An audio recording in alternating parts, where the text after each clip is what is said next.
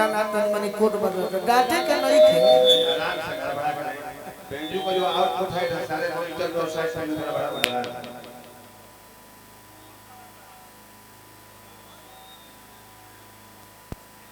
हो गई। चलिए यही में समेटी जा।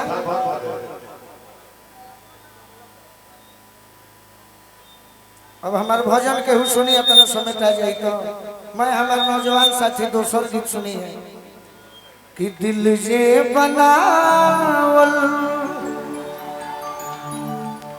पागले नु होई।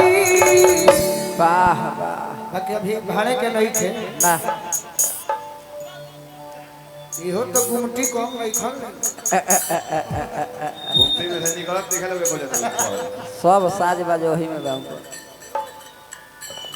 हमरा हाजी लगन से भैया ही बड़े नामे आज ले ना जाते देखिए भिखारी भैया हम तो जानते बनी लोकल लगते बनी एगो गाना के नौजवान भाई हां जी राह में ही आदेश कइले बड़े जोने गाना के आज सुनावे के परी छोटे भाई अल्लाह हो भिखारी ठाकुर जी के जय हो जय हो। एक जनी कहले बारी बबुआ के बैठा दी का कहले बड़ी बबुआ के बैठा दी पहले के मेहरारू और आज के मेहरारू में क्या अंतर है? क्या अंतर है? पहले के मेहरारू चिट्ठी लिखा देती जी सुनील भैया कैसे चिट्ठी में क्या लिखा है? का लिखा है हो? अरे की गवना कराला पिया वाह वाह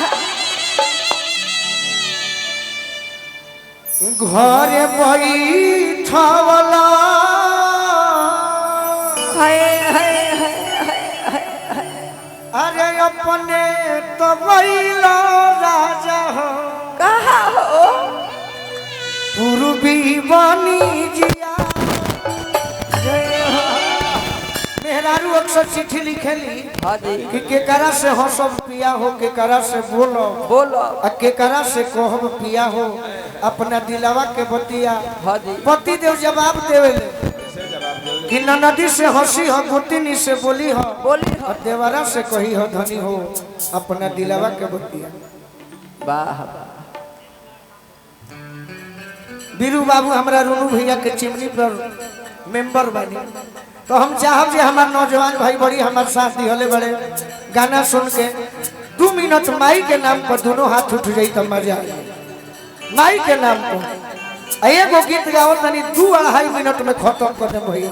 हां जी ए राजन भैया का हो अर किया मामा लोगवाला पिया हो महुआ रे लोगवाला हमारा लोगवाला पिया हो महुआ लोगवाला। भैया हमारा मुकुल राय जी आशीर्वाद देले बानी हमार दुलरुआ भैया हैं भैया के पद प्रतिष्ठा बन रहो। अब माइयो बहन से आग्रह करो कि रौरो संतनी बेटा के आशीर्वाद दे। अरे मामा